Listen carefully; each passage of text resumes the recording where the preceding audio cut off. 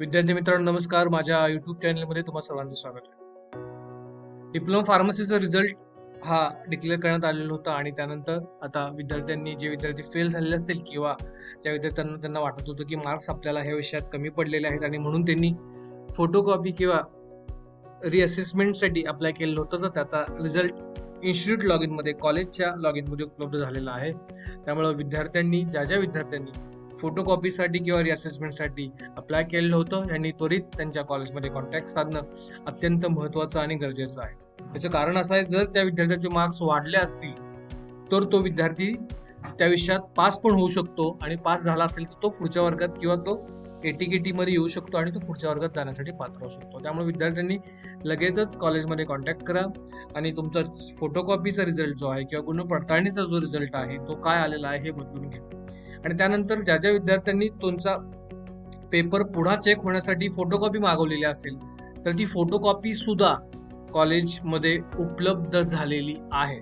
त्यामुळं ज्या विद्यार्थ्यांनी फोटोकॉपीसाठी अप्लाय केलेलं होतं अशा सर्व विद्यार्थ्यांनी कॉलेजमध्ये कॉन्टॅक्ट करणं आवश्यक आहे आणि कॉलेजमध्ये कॉन्टॅक्ट केल्यानंतर तुम्हाला तो पेपर घ्यायचा आहे आणि त्या सब्जेक्ट टीचरशी जाऊन तुम्हाला त्या ठिकाणी कॉन्टॅक्ट करायचा आहे आणि कॉन्टॅक्ट करत असतानाच त्या ठिकाणी मार्क्स वाढतायत का त्या टीचर्सला विचारून जर खरंच मार्क वाढत असतील तर पुन्हा रिअसेसमेंटचे शेड्यूल आहे, त्या पद्धतीने तुम्हाला रिअसेसमेंट म्हणजे पुन्हा तो पेपर चेक करण्यासाठी अप्लाय करायचा आहे.